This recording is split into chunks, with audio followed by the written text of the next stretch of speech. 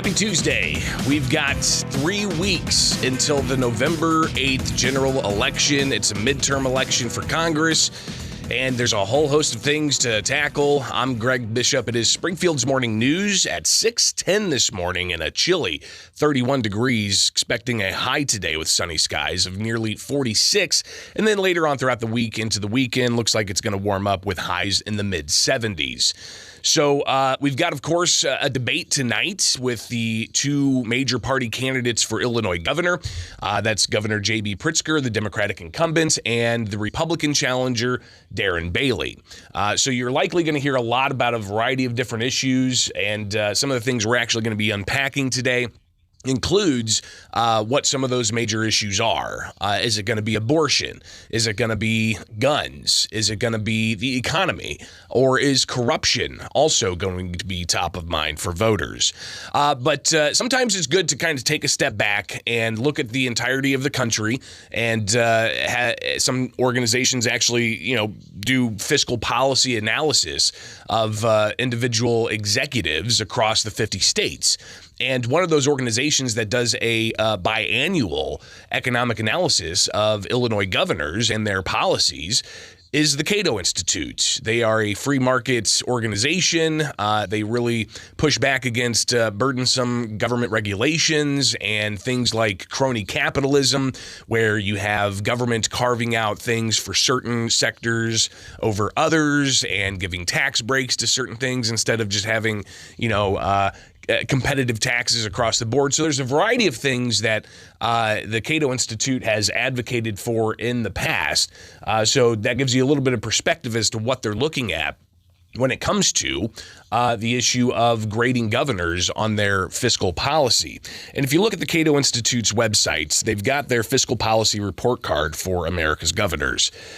And you've got here the economist, Chris Edwards. He reviewed all the governors, and he assigned letter grades to all of the governors. And you can see on their website a map that's somewhat interactive to give you a general idea of how governors are performing. So Chris Edwards, he says that governors receive an A if they cut taxes and reduce spending the most, while governors receiving an F, like Governor J.B. Pritzker, they've increased taxes and they've increased spending the most. Again, here's Chris Edwards from Cato. In recessions, when states have less revenues, Democratic governors usually push for tax hikes, and Republicans often for spending restraint. So there is a substantial difference between the parties, the data shows. Edwards shares some other analysis of the overall letter grades that are being doled out here from Cato. We score the governors who restrain spending and cut taxes the most. They get the highest scores. The governors who increase taxes and spending the most, they get the lowest scores.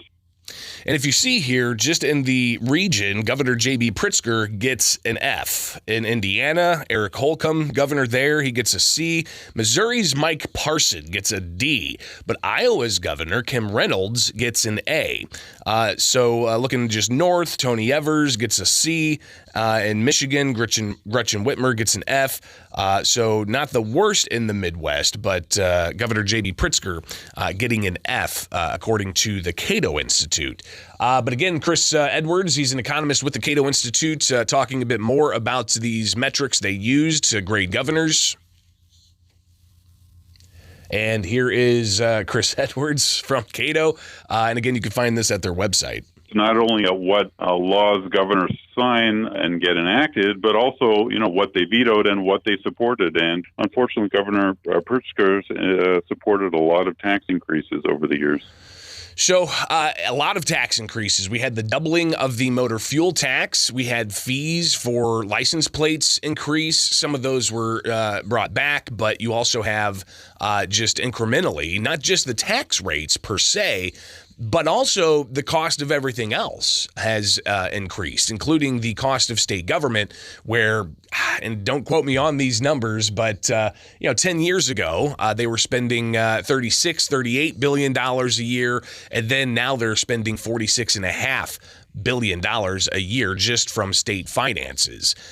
We did have the rebate checks go out, which were $50 an individual, $100 per dependent up to 3, and up to $300 of property tax relief. But with inflation as it is, and with, in particular, Chicago getting hit by inflation 10th hardest among big cities, it kind of gives you an indication of what it's like in Illinois, especially when you drive by the gas pump and you see $4.15 a gallon, if not more. So these are obviously some economic pressures that are all compounding things. But in Illinois, prices keep going up. The cost of government keeps going up. And we really haven't seen tax relief that individuals and business owners have been asking for. So these are obviously some things that are bearing into what the Cato Institute has for governors, grading Governor J.B. Pritzker an F. And it's among the worst in the region. But again, a lot of the governors that got A's were ones that did some tax cutting, were ones that reduced spending, and even fostering better economic outcomes across the board. So just something to consider there as we get another debate planned tonight between the Democratic incumbent Governor J.B. Pritzker and the Illinois State Senator, Republican Darren Bailey. They're going to have a debate tonight. It's going to be broadcast on TVs across the state, and it's also going to be streamed digitally. So that's something that we'll definitely want to keep an eye on. So it's right here with Springfield's Morning News, and we will bring you those highlights of the debate tomorrow morning. So be sure to tune in here with Springfield's Morning News. I'm Greg Bishop on 92.7 WMAY, Springfield's News and Talk, and let's take a look at Springfield's dependable 5-day forecast, where you've got a high today of around 46. Yes, it's going to be cold today. A little bit mild tomorrow, the high of 49. And then later on this week, we're looking at things warming up with Friday, the high of 71, Saturday, the high of 75, and sunshine looking through most of the week. But again, today, tomorrow, we're talking highs in the mid to upper 40s before it gets to 62 by Thursday with mostly sunny skies. Right now, it's pretty dark out there. 31 degrees at 617 from Culver's West on Wabash. It's time to apply at Culver's West on Wabash. We're hiring all positions, and did we mention free food? Only at Culver's West on Wabash. Whether it's morning coffee to get you going, a mug of Hot Joe midday to keep you perky, or even a decaf to relax, you need a great mug. Right now, when you donate blood at the